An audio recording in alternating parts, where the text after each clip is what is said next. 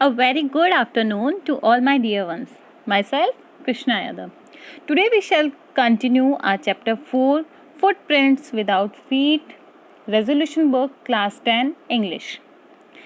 In our last class, I have already told about Griffin the scientist because the whole story is surrounding about a single person, and that is Griffin.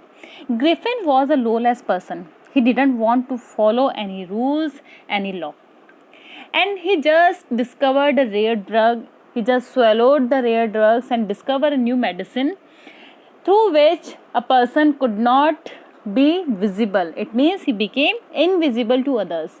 He was just transparent as a glass and but solid as a glass. It means अगर आप उसे glass की तरह उसमें से देख भी सकते हो, तो अगर आप उसको टच करोगे देन वो आल्सो आपको एज सॉलिड पर्सन की तरह फील होगा. So let's continue. ग्रिफिन है वो मेडिसिन डिस्कवर करता है, उसके बाद वो कभी कहीं चोरी करता है, कभी लंदन स्टोर में चोरी करता है. उसके बाद वो खुद को हाइड अप करने के लिए एक जो थियोरेटिकली कंपनी होती है वहाँ से जाके प्रॉप्स यूज़ करता है. इट मीन्स जो फेक विस्कर्स होती है वो मूछें हैं वो लगाता है, बड़े बड़े सन ग्लासेस लगाता है, जो बिग रिम होती है वो यूज़ करता है. उसके बाद में वो एक सिटी से दूर आइपिंग में एक इन में जाके रहने लग जाता है. अब वहाँ पे भी वो अपनी जो मिस थीव वाली जो एक्शंस हैं उनको कंट्रोल नहीं कर पाता. और अब उसके बाद में क्या होता है वो हम पढ़ेंगे. Shortly afterwards a curious episode occurred. और थोड़े दिन बाद ही जब वो इनमें रहने आता है और वो कहता है कि मेरे पास अभी पैसे नहीं है, मेरा जस्ट कोई चेक अराइव होने वाला है, अभी कोई चेक है वो एक्सपेक्टेड भी है वो आने वाला है. तो उसके जस्ट थोड़े दिन बाद में एक बहुत ही ज़्यादा क्यूरियस मीन्स होता है अनोखा, एक बहुत ज़्यादा जिज्ञासु वाला या जो कह सकते हैं कि थोड़ा बहुत डिस्कवरेबल वाला जो टॉपिक होता है वो होता है. Very early in the morning a clergyman and his wife were awakened by noises in the study. Clergyman means normally priest, जो पुजारी जिसको हम बोलते हैं कि जो चर्च में जो प्रीस्ट होते हैं जिसको नॉर्मली हम फादर भी बोलते हैं, कि जो चर्च के पुजारी और उनकी जो वाइफ होती है वो अपने स्टडी रूम में कुछ नॉइजेस होती हैं उनसे वो अवेकन्ड हो जाते हैं, जग जाते हैं. Creeping downstairs they heard the clink of money being taken from the clergyman's desk. Creeping downstairs means वो सीढ़ियों से नीचे उतर के आते हैं धीरे धीरे. दे heard the chink of money. Chink means होता है सिक्कों के खनखनाट की जो आवाज़ होती है. वो क्या सुनते हैं कि क्लर्जी मैन के जो स्टडी रूम में जो डेस्क रखी हुई थे उसमें से पैसे हैं वो कोई ले रहा था. पैसों की जो खनखनाट थी, जो chink of the money sound था वो इजीली सुन सकते थे. Without making any noise and with a poker grasping firmly in his hand and the clergyman flung upon the door surrender. अब वहाँ पे क्या होता है, जब वो डाउनस्टेयर से नीचे आते हैं तो यहाँ पे क्लर्जीमैन क्या करते हैं, एक poker you can see in the picture, this is the poker. अब पोकर क्या है, a metal rod with a handle used for prodding and stirring and open fire. कि नॉर्मली जितने भी आप जाओगे जब फॉरेन कंट्रीज़ में या यूएसए या अमेरिका में, तो वहाँ पे क्योंकि विंटर सीजन बहुत ज़्यादा होता है तो वहाँ पे घर में ही एक फायर हाउस छोटा सा बनाया जाता है जिसमें लोग फायर है वो ब्लेम अप करते हैं या फिर साथ में क्या करते हैं कि लकड़ियाँ वगैरह जला के आग जलाई जाती है. तो वहाँ पे उस लकड़ियों को, उस वुड को स्टिर करने के लिए, हिलाने के लिए, उनको सेट करने के लिए एक हैंडल की, एक रॉड की ज़रूरत होती है. तो वो किसके थ्रू करते हैं, पोकर के थ्रू. तो क्लर्जी मैन बिना कोई आवाज़ किए, विदाउट मेकिंग एनी नॉइजेस, बिना कोई आवाज़ किए वो पोकर को उठाते हैं. ग्रैस्प मीन्स होता है ग्रैब करना, बहुत टाइटली अपने हैंड में पकड़ते हैं. Clergyman flung upon the door, जोर से गेट खोलते हैं, बोलते हैं सरेंडर, कि अपने आप को सरेंडर कर दो. He and his wife looked under the desk and behind the curtains and even up the chimney. अब जैसे ही वो रूम खोलते हैं, then to his amazement he realized that the room appeared to be empty. कि वो क्या देखते हैं कि रूम है पूरा खाली हो. बहुत ज़्यादा अमेज हो जाते हैं दोनों, सरप्राइज होते हैं कि डेस्क में से पैसे कोई निकाल रहा था, लेकिन अब जब रूम खोल के देखा है तो रूम में तो कोई भी नहीं है. यहाँ पे वो क्या करते हैं, अब जब रूम खाली मिलता है तो कोई डेस्क के नीचे देखते हैं, कभी कर्टेन्स मीन्स पर्दों के पीछे जाके देखते हैं, तो कभी चिमनी में झांक के देखते हैं जहाँ पे पोकर यूज़ किया जाता है लकड़ियों को हिलाने के लिए, फायर को लिट अप करने के लिए. तो वो चिमनी के अंदर भी देखते हैं कि कहीं कोई जो थीफ है वो यहाँ तो नहीं छुप के बैठ गया. There wasn't a sign of anybody, yet the desk had been opened and the housekeeping money was missing. यहाँ पे there wasn't a sign of anybody means यहाँ पे उन्हें कोई मिलता ही नहीं निशान कि यहाँ पे कोई था भी। और यहाँ पे लेकिन अभी तक भी डेस्क में से पैसे निकालने की आवाज़ आ रही थी, वो डेस्क खुली हुई थी। And the house keeping money was missing, जो हाउस कीपिंग मनी थी, जो उनकी अर्निंग थी, वो गायब थी। इट मीन्स कोई तो था जिसने पैसे चुराए थे। कौन था? Yes, that was Griffin, the lawless person and the mysterious scientist. ये ग्रिफिन ही था जिसने इनविजिबल होकर उस मनी को चुराया था। There wasn't a sign of anybody at the desk had opened. Extraordinary affair, the clergyman kept saying for the rest of the day. यहाँ पे पूरे दिन जो क्लर्जीमैन थे, जो पुजारी थे, जो प्रीस्ट थे, वो पूरे दिन यही कहते रहे कि बड़ी अजीब बात है, बहुत ही अजीब बात है, कैसे डेस्क में से पैसे चोरी हो गए, इवन वहाँ तो कोई थीप था भी नहीं। Then how can it possible? The landlord and his wife were up very early and were surprised to see the scientist's door wide open. Usually it was shut and locked, and he was furious if anyone entered his room. अभी तक जो incident था वो सब किसके घर का था? Yes, the incident was related to the house of priest. लेकिन यहाँ पे सेकंड इंसिडेंट है, ये किसके घर का है? उस इनके ऑनर का, लैंडलॉर्ड का, मिस्टर एंड मिसेस हॉल का, जहाँ पे वो साइंटिस्ट रेंट पे रूम लेके रह रहा था। सो ऊपर वाला इंसिडेंट प्रीस्ट वाला and second one is again Mr and Mrs Hall वाला। It means the incident related to the inn of Iping. अब यहाँ पे लैंडलॉर्ड और उसकी वाइफ जो Mr Hall and Mrs Hall थी, वो बहुत जल्दी उठ गए थे एंड वो surprise to see the scientist door was wide open. और बड़े सरप्राइज हुए, बड़े आश्चर्यचकित हुए कि साइंटिस्ट के रूम का डोर आज इतना खुला हुआ कैसे है। Usually it was shut and lock, normally तो ये बंद रहता था या फिर उससे लॉक लगा रहता था।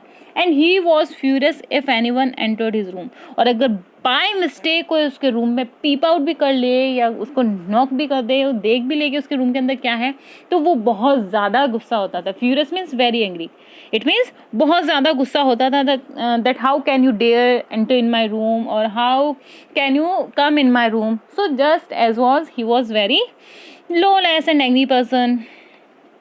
The opportunity seemed too good to be missed. ये अपॉर्चुनिटी, कौन सी opportunity? Yes, to enter in the scientist room. ये opportunity Mr and Mrs Hall miss ही नहीं करना चाहते थे।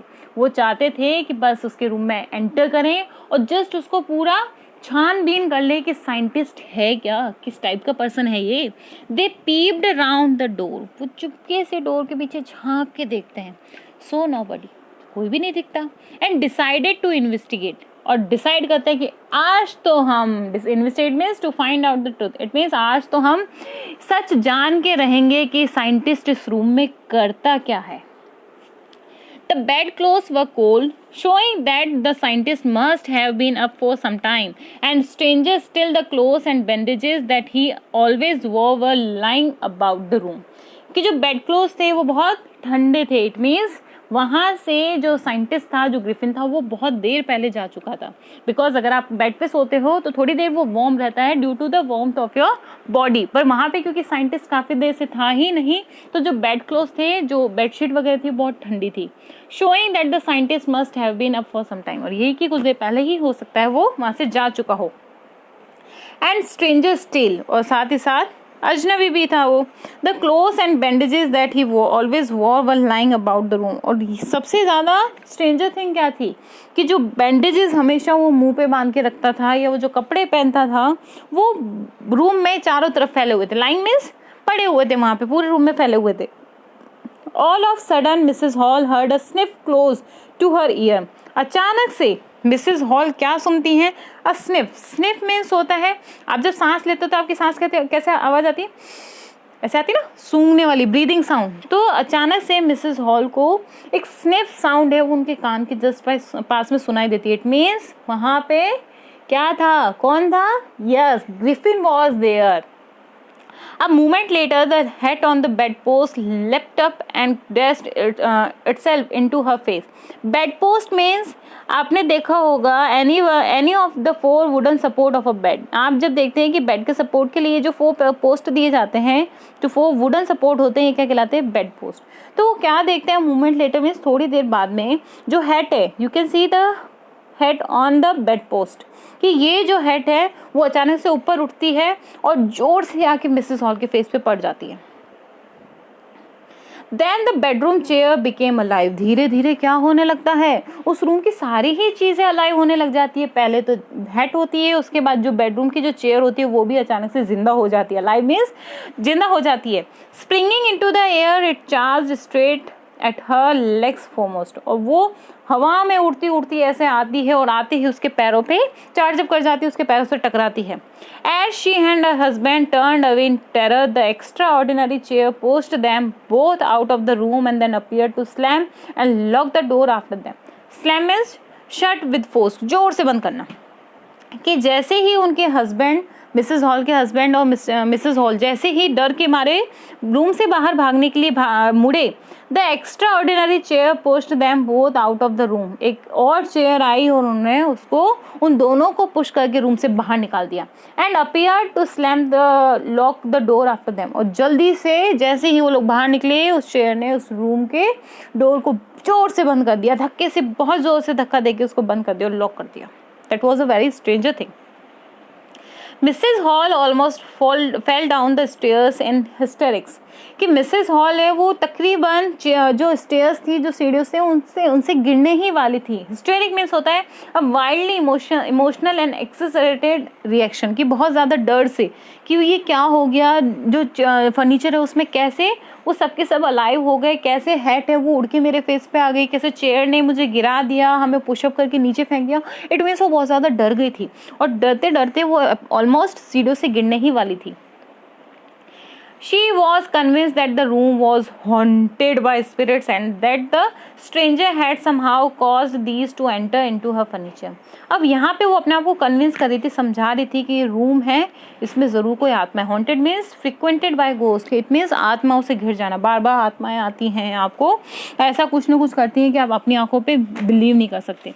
तो वो कहती है नहीं नहीं, इस रूम में तो पक्का भूत आ गए हैं, दैट रूम वॉज हॉन्टेड, और बाय स्पिरिट्स मीन्स आत्माओं से घिर चुका है। And that the stranger had somehow caused these to enter into a furniture, इन सब के पीछे रीज़न क्या है, उनके फर्नीचर के अंदर स्पिरिट आने का रीज़न क्या है? Yes the stranger, the scientist, that person Griffin. My poor mother used to sit in that chair, she moaned, to think it should rise up against me now. मोन में सब वो यहाँ पे रोने लग जाती है, वो बहुत दुखी होती हैं कि जिस चेयर पे मेरी पुअर मदर, मेरी बेचारी माँ बैठा करती थी, आज उसी चेयर ने मुझे रूम से बाहर निकाल दिया, आज वही चेयर मेरे अगेंस्ट खड़ी हो गई। वो बहुत ज़्यादा रोती है। The feeling among the neighbors was that the trouble was caused by witchcraft. यहाँ पे नेबर्स भी क्या सोचते हैं कि इन सब के पीछे का रीज़न क्या है?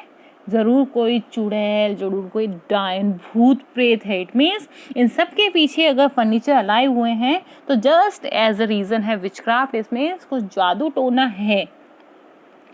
But witchcraft or not, when news of the burglary at the clergyman's home became known, the strange scientist was strongly suspected of having had a hand in it. कि चाहे कोई जादू टोना हो या ना हो, लेकिन जैसे ही बर्गलरी मीन्स लूटपाट या चोरी की, लेकिन जैसे ही क्लर्जीमैन के, प्रीस्ट के घर, उस पुजारी के घर जब चोरी की न्यूज़ सुनी गई तो सबका सब, जितने भी लोग थे, सबका शक किस तरफ गया?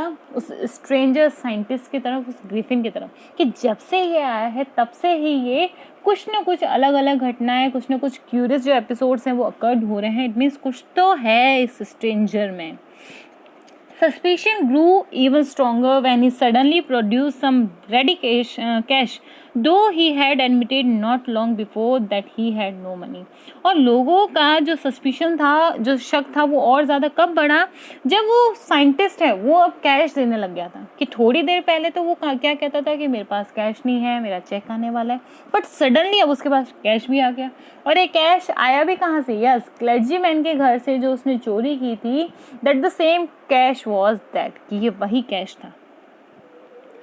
अब यहाँ पे क्योंकि सबके सारे लोगों का शक कहाँ जाता है? स्ट्रेंजर पर, उस साइंटिस्ट पर। साइंटिस्ट करता क्या है? दो चीज़ें ज़रूर करता है। एक तो क्या?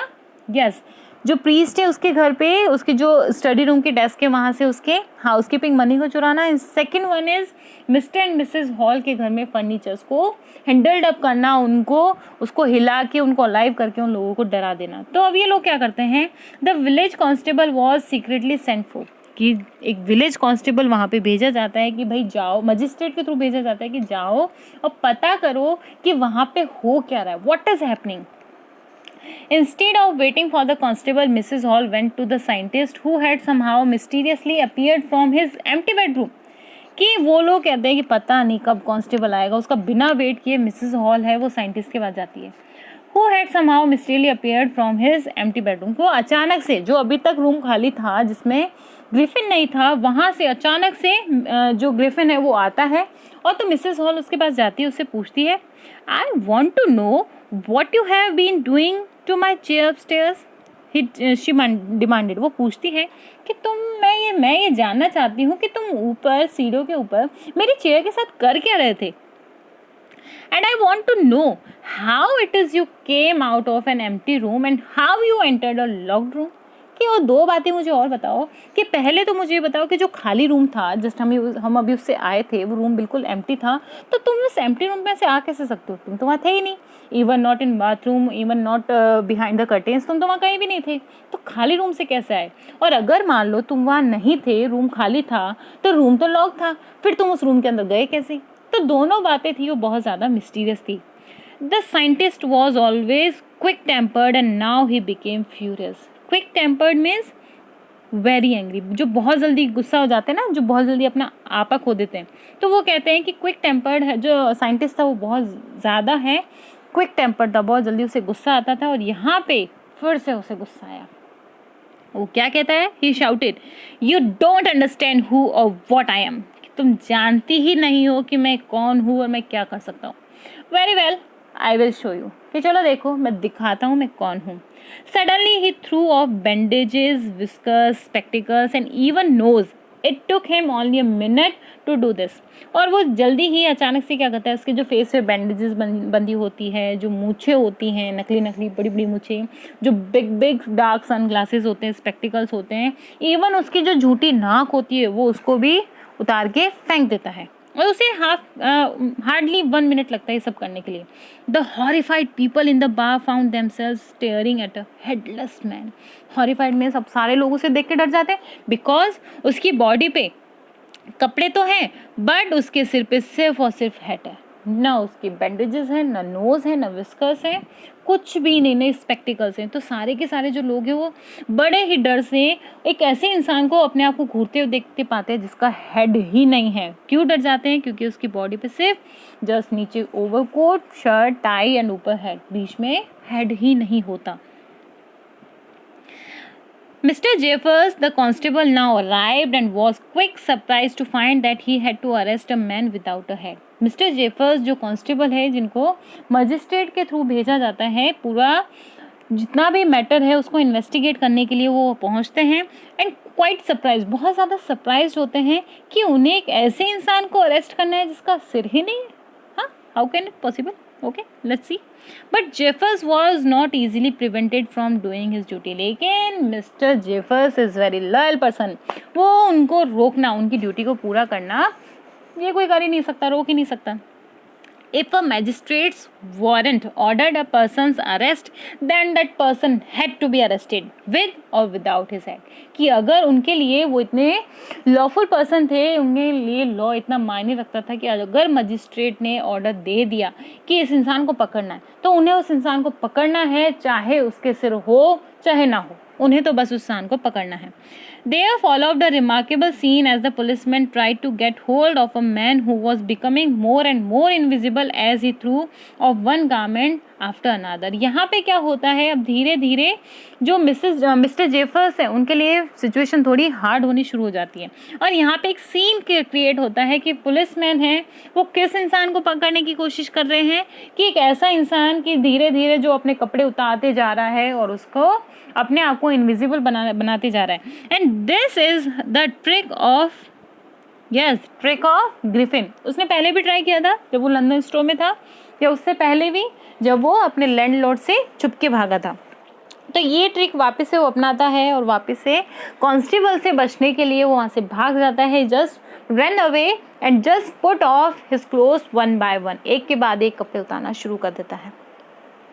Finally, a shirt flew into the air and the constable found himself struggling with someone he could not see at all. कि finally लास्ट में सिर्फ एक शर्ट बचती है तो शर्ट भी हवा में ऐसे उड़ जाती है. और अब कांस्टेबल खुद को क्या पाता है कि वो एक ऐसे इंसान को पकड़ने की कोशिश कर रहा है जिसको कि देखा ही नहीं जा सकता, इवन वो खुद नहीं देख सकता. Someone people tried to help him but found themselves hit by blows that seemed to come from nowhere. कि अब यहाँ पे क्या होता है, कुछ लोग एक दूसरे की हेल्प भी करते हैं, क्या पता वो पकड़ में आ जाए, लेकिन उन लोगों को, वो लोग चोर को तो पकड़ नहीं पाते. They couldn't catch Griffin even. कहीं ना कहीं से मुक्के आते हैं. बाय ब्लोज मीन्स कहीं ना कहीं से अपने आप को ये हिट करते हैं. कहीं ना कहीं से कोई इंसान है जो उनको इनविजिबल होकर ब्लो करता है, उनको मुक्के मारता है. अब कहाँ से मुक्के आते हैं, नोवेयर, कोई नहीं जानता. In the end, Jeffers was knocked unconscious as he made a last attempt to hold on to the unseen scientist. Last में बेचारा जेफर्स नॉक्ड अनकॉन्शियस, बहुत ही ज़्यादा बेहाल हालत में नीचे बैठ जाता है और वो लास्ट अटेम्प्ट करता है, क्या पता क्या हो कि मैं उस अनसीन साइंटिस्ट को पकड़ लूँ, बट वो ऐसा नहीं कर पाता और वो थक के नीचे बैठ जाता है. There were nervous, excited cries of hold him. सब लोग चिल्लाते हैं, नर्वस हो गए, एक्साइटेड, पकड़ो उसे, जाने मत दो, उसे पकड़ लो, अरे वो यहाँ है, उसे पकड़ो. But this was easier said than done. लेकिन कहना आसान था, करना बहुत मुश्किल. जितना वो कह रहे थे उतना ही उनके लिए करना मुश्किल था, वो नहीं कर पाए. Griffin had shaken himself free. Griffin ने अपने आप को बचा लिया था. And no one knew where to lay hands on him. और किसी को भी नहीं पता था कि कहाँ हाथ मारे कि वो ग्रिफिन को पकड़ सकें. This is the end of the story. In this story, I just want to tell you that आप कितने भी ओवर स्मार्ट क्यों ना हो, but law is the major thing. Griffin था, बहुत अच्छा साइंटिस्ट था. अगर वो इस चीज़ को, अगर वो अपने टैलेंट को, अगर वो अपने हुनर को किसी पॉजिटिव थिंग के लिए यूज़ करता, so that can be useful for the country, for the society. But Griffin ने ऐसा नहीं किया. ग्रिफिन ने अपनी जो डिस्कवरी थी उसको उल्टे कामों में यूज़ किया, रॉन्ग वे पे वो गया. इसकी वजह से उसे क्या हुआ, क्या मिला, नथिंग ना. ही जस्ट बिकेम अ थीफ. एक वो थीफ बन के रह गया. पहले अपने मकान मालिक के घर से भागा, उसके मकान को आग लगा दी. That was a wrong way. Second, वहाँ पे जब इन में गया, उस धर्मशाला में गया, वहाँ पे भी उसके बाद उन लोगों को मारपीट की. लंदन स्टोर में भी उसने बस खाए पिए, कपड़े पैसे चुराए, वो भी गलत काम था. लंदन स्टोर के बाद जब वो थियोरेटिकल कंपनी ज्वेलरी लेन गया, वहाँ पे भी शॉपकीपर के साथ मारपीट की. लास्ट में जो clergyman, he is very holy person, it means जो पुजारी होते हैं बहुत ज़्यादा पवित्र इंसान होते हैं, उनके घर में भी उसने चोरी की. So he just got nothing, कुछ भी नहीं मिला. He just got insult, he just became an innocent person. So if you have any talent, then just convert it into in your positive energy and just do it, that the society will appraise you, will praise you. Okay, this is the end of my video. I hope you all will like my video, so please like it, share it and subscribe my channel. Okay, one thing I want to tell you that I have my personal own channel and the name of my channel is English Buddy. You can watch the videos, you can like the videos, you can share the videos, and please subscribe my channel. Okay, thank you. Have a nice day.